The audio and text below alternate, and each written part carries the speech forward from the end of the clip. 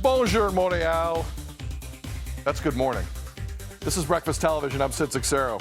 I need to work on my French, apparently. Between phones, tablets, computers, and televisions, it's not a surprise to learn that kids live a large portion of their lives online. A lot of adults do as well. And 50% of them feel addicted to their phones. Here with tips for digital wellness is tech expert Lisa Chang. Lisa, welcome to the show. Thank you so much, Sid. Great to be with you in person. Great to see you in person. 50% of kids, again, feel addicted to technology. Yes. How does that impact overall well-being of children? You know what? We are talking about the kids, but I also want to hone in on the fact that these stats are also relevant to us as adults as well. Gone are the days when we were looking for information in encyclopedias and dictionaries and calling up people on the rotary phone. We have grown up in what is called the digital revolution. And so nobody really taught us how to exist in this world, how to be digitally well.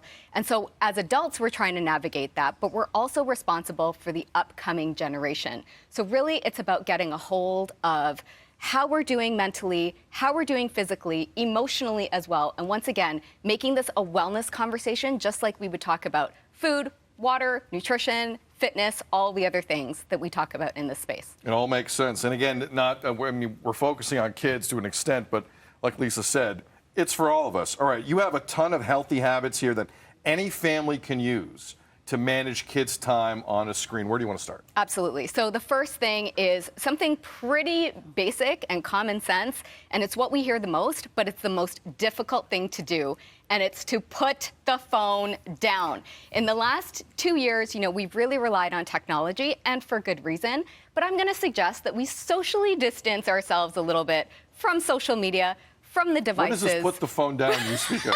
Exactly. I'm not aware. It's to literally allocate time to put the device away. If it's time to be productive, maybe put the phone or the device into another room. Use your push notifications. Turn them off so it's not constantly dinging at you and tempting you to pick up that phone.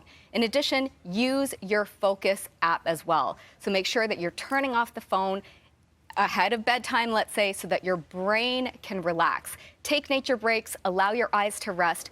Really just give yourself that break. And if you're finding it hard, we need to have a conversation around why that is the case. When you say breaks with the phone, how long a break are you talking about? I'm going to suggest anywhere from 40 minutes up to 2 hours if you 40 can. Minutes?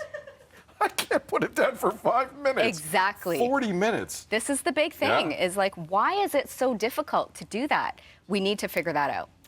All right, so also looking at the internet, because there's a lot coming at you. Yes. Fact check the internet. Yeah. How do we do that when Google has an issue doing that? I know you're going to like this topic. It's about really understanding the difference between a reliable source and an unreliable source on the World Wide Web. We have a ton of content coming at us all the time that we are ingesting and absorbing.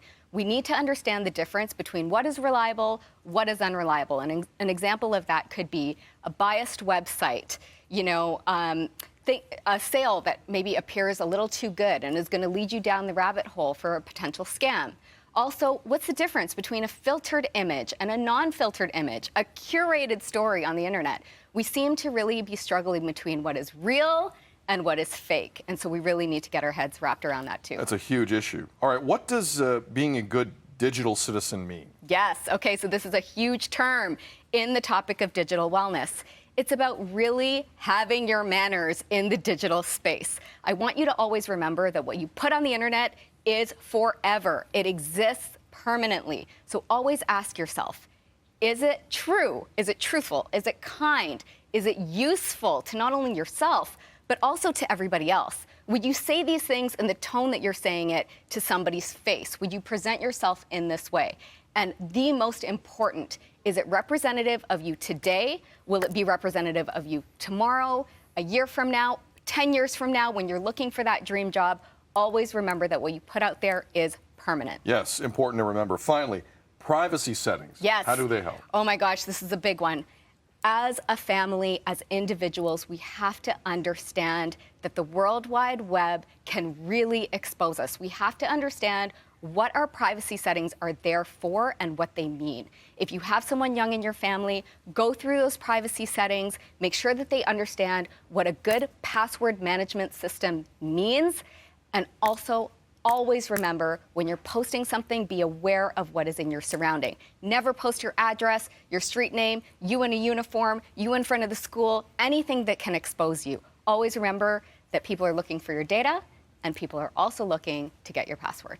Lisa, great stuff. Appreciate you. Come back again. Thank you. Where can people find more info online? Live with Lisa Chang. There you go.